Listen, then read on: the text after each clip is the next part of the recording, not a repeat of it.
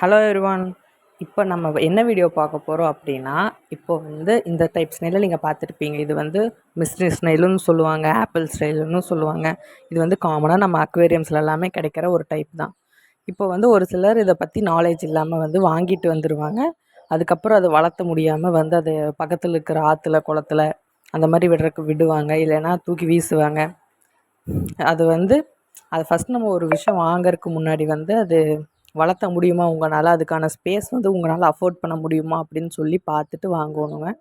Apple ஸ்னெயிலுக்கெல்லாம் space ரொம்ப ஜாஸ்தியாக தேவைப்படும் நீந்தருக்கு. அப்போ தான் அது கொஞ்சம் ஆக்டிவாக துருன்னு இருக்கும் இந்த ஸ்னெயிலு.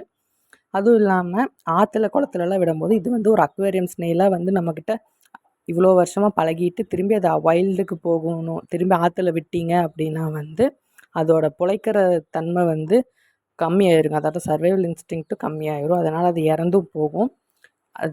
இந்த வீடியோ எதுக்கு அப்படின்னா, ஒரு இதுக்காக தாங்க. வளர்த்த முடியல அப்படின்னா தெரிஞ்சவங்களுக்கு கொடுத்துருங்க. இந்த மாதிரி ஆற்றுல விட வேண்டாங்க. தேங்க்யூ.